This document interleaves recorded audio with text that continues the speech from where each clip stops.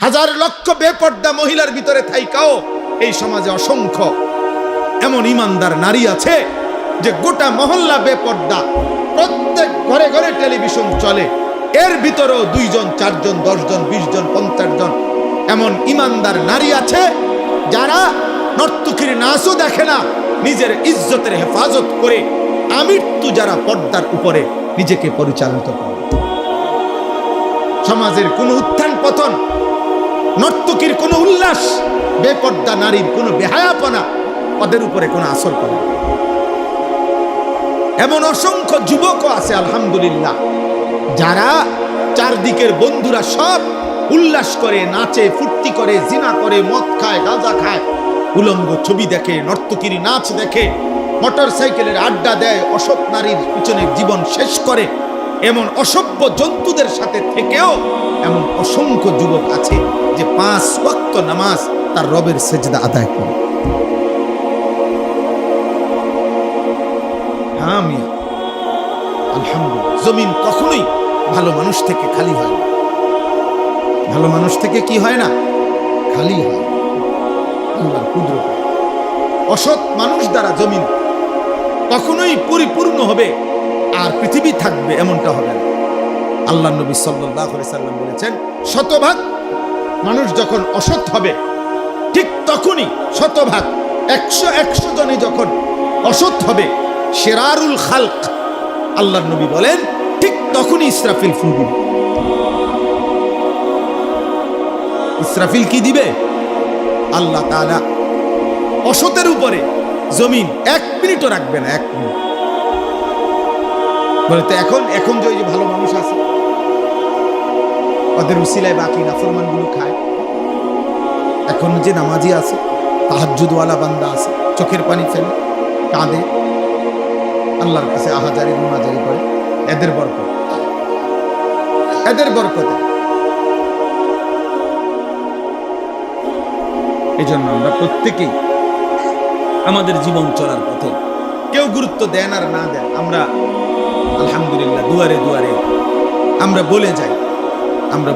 বয়স্ক বাবা যারা আছেন তাদেরকেও বলি, শেষ বয়স আল্লাহ যাদেরকে দিছেন আপনি কদর করেন, আপনি হিসাব মিলায়। এই পৃথিবীর আমনে মরার পরও পৃথিবী থাকবে, এই আমনে মরার পরও বাংলাদেশে ইলেকশন হবে, বুঝেন না কথা? তারেক রহমানের পরেও আরো কেউ প্রধানমন্ত্রী হবে, উনিও একদিন ইন্তেকাল করবে না? অতএব কে আসে কে যায়, শুধু কেবল রাত দিন, শুধু কেবল দুনিয়া দুনিয়া নিয়ে ব্যস্ত থাকা। 60 বছর 70 বছর 50 বছর বয়স্ক মানুষের মানায় না, উচিত না।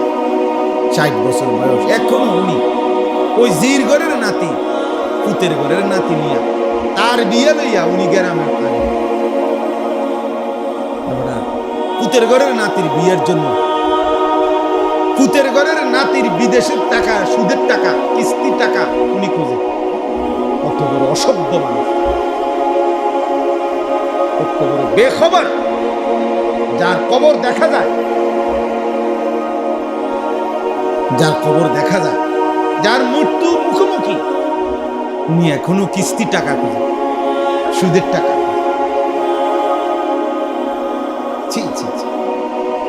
মানে মনে করছে আমার চারদিকের বাকি মানুষগুলো যদিও মারা গেছে, ওরা বোকা ছিল এই কারণে মরে গেছে। আল্লাহর রহমতে আমি যেই চালাক, আশা করি আমি মরতাম না, উনি মারা যাবেন। আপনার চাইতে চালাক, বুদ্ধিমান, শক্তিমান মানুষ পৃথিবীতে আগে বেশি ছিল। হযরত আদম আলাইহিস সালাম 60 হাত লম্বা ছিলেন। কয় হাত? 60 হাত। আল্লাহর নবী সাল্লাল্লাহু আলাইহি সাল্লাম বলেছেন আদমের সন্তান, সেই আদম আলাইহিস সালামের জামানা থেকে এই লম্বা সন্তান কমতে কমতে কমতে কমতে এখন আমরা যে সাইজ, এই সাইজ হয়েছে। এখন 6 ফিট মানুষ দেখলে আমরা সবাই গ্রাম চুক্তি, 6 ফিট মানুষ দেখলে কি রূপা। 7 ফিট মানুষ দেখলে আমরা সবাই তামসা দেখতে আসবে। 7 ফিট আরে 5 ফিট চাই লোকটা করো, তাইলে সবকিছুই শক্তি, সামর্থ্য, যোগ্যতা সবই দিন দিন কমে আসতেছে, বাড়তেছে না, কমতেছে কমতেছে। তাইলে আমাদের চাইতে শক্তিধর, আওয়ালাম ইয়ালাম আন্নাল্লাহা قد أهلك من قبله من القرون من هو أشد منه قوة وأكثر جمعا। আল্লাহ তাআলা বলেন, হায় বান্দা, আমার প্রতিটা বান্দা তাদের ভাবা উচিত আমি আল্লাহ ইতিপূর্বে তোমাদের প্রত্যেকের পূর্বে তোমাদের চাইতে শক্তিতে বেশি, সম্পদে বেশি এমন অসংখ্য জাতি, ব্যক্তি, গোষ্ঠী, সম্প্রদায় আমি ধ্বংস করে দিয়েছি। আমি 40 হাত লম্বা মানুষ, আজ জাতি ধ্বংস করে দিয়েছি।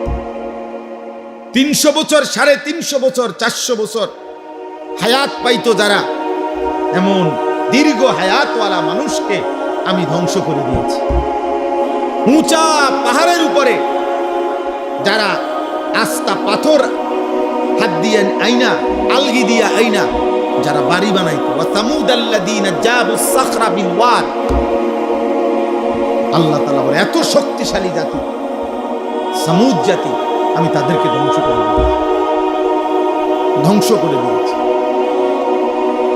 আদ জাতি, কোরআনে আছে, হাদিসে আছে, কোরআনেও আছে, আইয়ুনা আশাদ্দু মিন্না কুওয়া, যারা প্রতিনিয়ত বলতো, এ নবী আমাদেরকে আযাবের ভয় দেখাইও না, আমাদের চাইতে শক্তিতে বেশি এই গোটা সৃষ্টিতে আর কেউ নেই।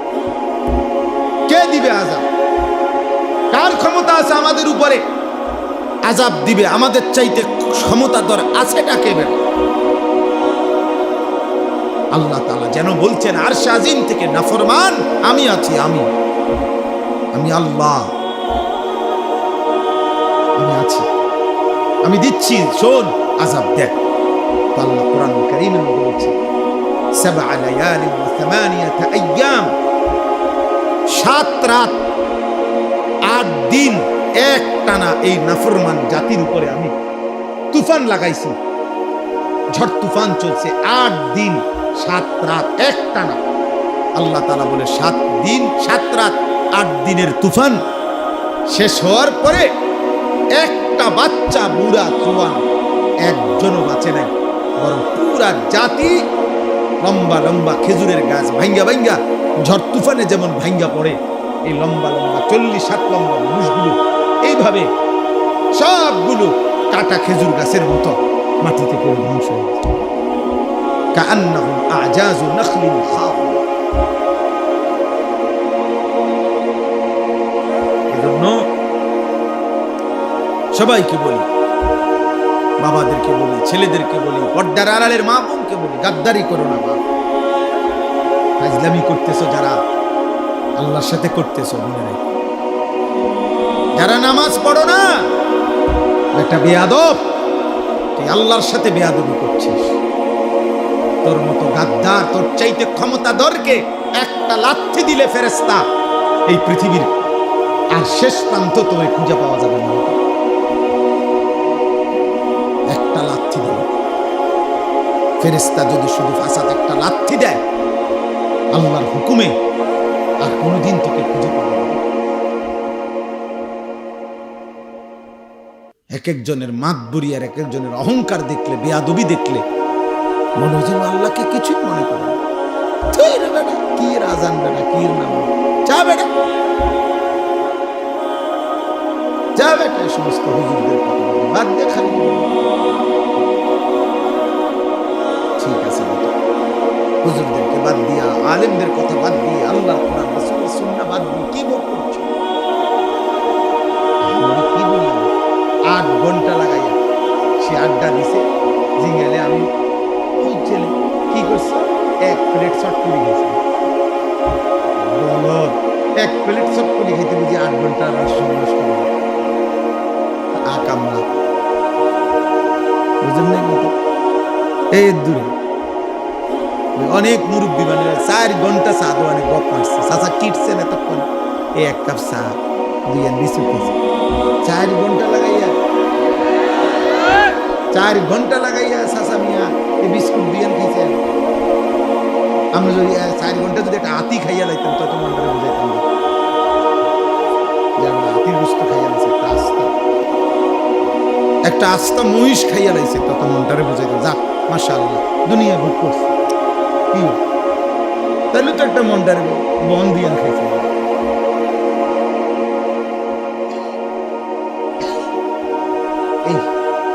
এটুকু দুনিয়া ভোগ করে আল্লাহকে ভুলে গেছে, আল্লাহকে ভুলে গেছে। ঠিক ঠিক ঠিক, সামান্য এটুকু দুনিয়ার জন্য আল্লাহকে ভুলে যাওয়া, এটা বোকামি ছাড়া কিছু। আল্লাহ বলছে বান্দা আল্লাহকুমুত তাকাসুর হাত্তা যুরতুমুল মাকাবির, দুনিয়ার নেশা তোমাদেরকে আখিরাত ভুলাইয়া দিল, কিন্তু যত ভুলেই থাকো না কেন এই কথা মনে রেখো, একদিন তোমাকে কবরস্থানেই পৌঁছতে হবে। এখানে সূরা বাকারাতে আছে, আল্লাহ তাআলা বলে কোরআনুল কারীমের সূরা বাকারাতে আছে, ইহুদিরা কাফেররা মুশরিকরা চাইতো লাউ ইউআম্মারু আলফা সানা, যদি তাদেরকে 1000 বছর হায়াত দিত কতই না ভালো হতো, পৃথিবী ভোগ করত। আল্লাহ তাআলা বলেন হে নাফরমান, এই যে পাইছি দেখছেন একটা জঙ্গল রয়েছে, এই যে এই পৃষ্ঠাটা, ইয়াওয়াদ্দু আহাদুহুম লাউ ইউআম্মারু আলফা সানা, আল্লাহ তাআলা বলেন নাফরমান আল্লাহ চায় সে যদি 1000 বছর হায়াত পায়। আল্লাহ বলেন আরে বলো ওমা হুয়া বিমুজাহজিহি মিনাল আযাবি আন ইউআম্মার, তুমি আগে এটা বলো 1000 বছর না 10,000 বছরও যদি হায়াত পাও, এরপরেও মৃত্যু তো তোমাকে বরণ করতেই হবে, তো আযাবকে তুমি থামাইবা কেন? বাঁচতে বাঁচতে নয়তো 1000 বছরই বাঁচলা আর কি, এরপরেও কি মরতা না? কথা বলেন, এরপরেও কি আযাবের মুখোমুখি হইতা না? তাহলে যে সত্য নিশ্চিত গ্রহণ করতেই হবে তাকে ভুলে থাকা কেন? বুঝো নাই বাবা, তুমি আগে এটা বুঝ করো। আমার কথা হইলো তোমরা যারা নামাজ পড়ো না, তোমাদের চেহারা দেখলেই তো বোঝা যায় বেনামাজি বেশি। তো তোমরা বাবা এটা বলো, তোমরা যারা ভাবতেছো তুমি যুক্তিতে তোমার বিবেকের সাথে বোঝাপড়া করো, তুমি যদি মনে করো আর অনেক দিন বাঁচবা, তো সেটা কয় দিন? 1000 বছর? আল্লাহ বলছে 1000 বছরই বাঁচো, ঠিক আছে, কিন্তু এরপরেও বলো 1000 বছর পরে হইল তুমি আল্লাহর আযাব থেকে নিজেকে রক্ষা করতে পারবা কিনা? তো তাইলে আর লাভ, 1000 বছর পরে হইলেও তো ওই মালিকের কাছেই ধরা দিতে হবে। হ্যাঁ, তোরা লাভ হইল, এ ধরা যেহেতু নিশ্চিত, আল্লাহর কাছে ফেরা যেহেতু নিশ্চিত, মৃত্যু যেহেতু নিশ্চিত, তাইলে এটাকে গ্রহণ করা এটাই উচিত। গত পরশুদিন আমি আমার শায়েখ আল্লামা মুফতি মুশতাকুন নবী কাসিমি হুজুরের সাথে বরিশাল ছিলাম না, ওইখানে একজন ডিআইজি সাহেব, পুলিশের ঊর্ধ্বতন কর্মকর্তা, উনি একটা সুন্দর কথা বলছেন, ভাল লাগছে ওনার এই কথাটা। উনি বলছেন আমাদের জীবনের সবচেয়ে অনিশ্চিত হলো বেঁচে থাকা, আর আমাদের জীবনের সবচেয়ে নিশ্চিত বিষয় হলো মৃত্যু। আমরা মরে যাব এটাই নিশ্চিত বিষয়, আমরা বেঁচে আছি এটা অনিশ্চিত বিষয়। ঠিক কতক্ষণ বেঁচে আছি তার কোনো নিশ্চয়তা আমাদের কাছে নেই।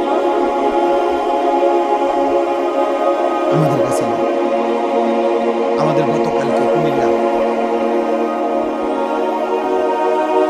কালাকচুয়া মিয়ামি হোটেল, একটা বিখ্যাত হোটেল, আমাদের বাংলাদেশের একজন প্রখ্যাত আলেম, ঢাকা জামিয়া রহমানিয়া আরাবিয়া শেখুল হাদিস আল্লামা মামুনুল হক দামাত বারাকাতুহু যে মাদ্রাসা,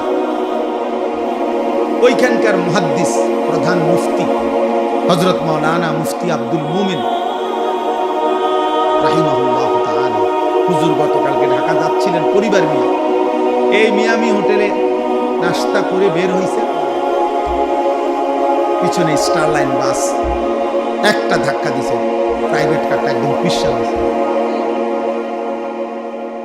হুজুর অনেক বড় আলেম, ওনার বিবি, ওনার একটা উপযুক্ত মেয়ে, একটা হাফেজে কোরআন ছেলে, এই 4 জনই তৎক্ষণাৎ শাহাদাত বরণ করছে, ইন্তেকাল করছে। ড্রাইভারটাও মারা গেছে। 10-5 মিনিট আগে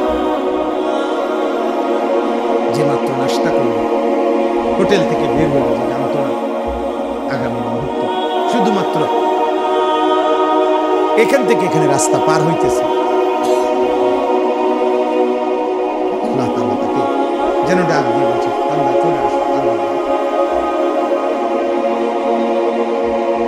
তাইলে এত নিশ্চিত মৃত্যু যার, যার প্রতি ঘন্টা মিনিট সেকেন্ড মৃত্যু যার কাঁধে ঘাড়ে, মৃত্যু যার ঘাড়ের কাছে, তার এত উল্লাস, এত অসভ্যতা, এত নাফরমানি মানায় না রে।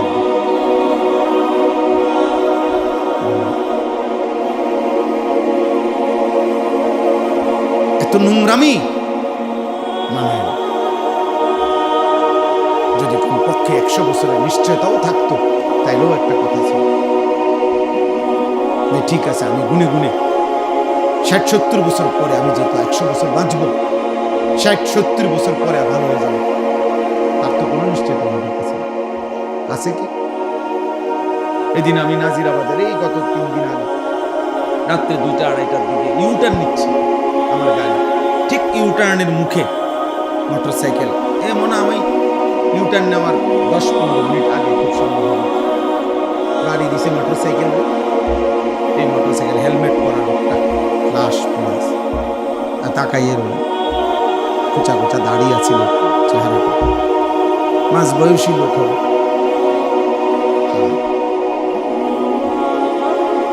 এভাবে প্রতি মুহূর্তে ফেরিতে উঠছে বাস, আস্তা বাস, বাবা চিৎকার করতেছে সন্তানের জন্য, মা চিৎকার করতেছে সন্তানের জন্য। চলন্ত ট্রেন আমাদের পদ্মার বাজার, এবারের ঈদের পরে মনে হয় যেন মৃত্যু মিছিল চলতেছে। কি আশ্চর্য, এটা বুঝি না মালিকের ফয়সালা কি বলে। প্রতিদিন যেন অ্যাক্সিডেন্ট, মৃত্যুর মিছিল শুরু হয়েছে, লাশের যেন মিছিল শুরু হয়েছে। আহ